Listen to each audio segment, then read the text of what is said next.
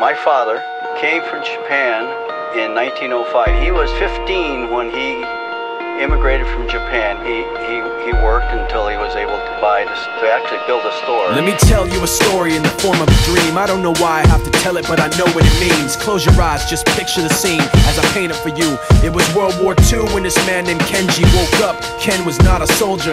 He was just a man with a family who owned a store in LA. That day, he crawled out of bed like he always did, bacon and eggs with wife and kids. He lived on the second floor of a little store he ran. He moved to LA from Japan, they called him immigrant. In Japanese, he'd say he was called Issei. That meant first generation in the United States, when everybody was afraid of the Germans, afraid of the Japs, but most of all afraid of a homeland attack. And that morning, when Ken went out on the doormat, his world went black, cause right there, front page news, 3 weeks before 1942, Pearl Harbor's been bombed and the Japs are coming. Pictures of soldiers dying and running.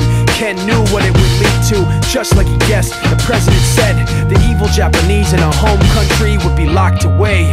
They gave Ken a couple of days to get his whole life packed in 2 bags. Just 2 bags, couldn't even pack his clothes. Some folks didn't even have a suitcase to pack anything in, so 2 trash bags is all they gave them. And when the kids asked Mom, where are we going, nobody even knew what to say to them. Ken didn't want to lie, he said the US is looking for spies, so we have to live in a place called Manzanar, where a lot of Japanese people are. Stop it, don't look at the gunmen.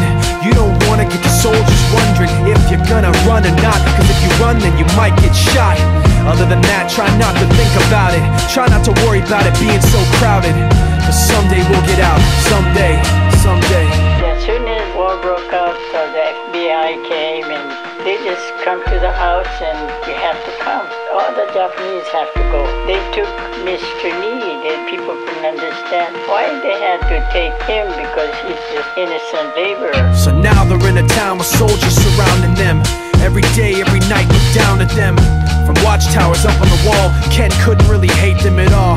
They were just doing the job and he wasn't gonna make any problems. He had a little garden, vegetables and fruits that he gave to the troops in a basket his wife made. But in the back of his mind, he wanted his family's life saved. Prisoners of war in their own damn country, what for? And time passed in the prison town. He wondered if he'd live it down if and when they were free. The only way out was joining the army, and supposedly some men went out for the army, signed on, and ended up flying to Japan with a bomb. That 15-kiloton blast put an end to the war pretty fast. 2 cities were blown to bits. The end of the war came quick, and Ken got out big hopes of a normal life with his kids and his wife. But then they got back to their home, and what they saw made him feel so alone. These people had trashed every room, smashed in the windows and bashed in the doors, written on the walls and the floor, "Japs not welcome anymore." And Kenji dropped both of his bags at his sides and just stood outside. He looked at his wife without words to say. She looked back at him, wiping tears away, and said, "Someday we'll be okay, someday."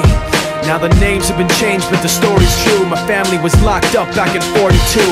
My family was there where it was dark and damp, and they called it an internment camp. When we first got back from camp, it was pretty bad.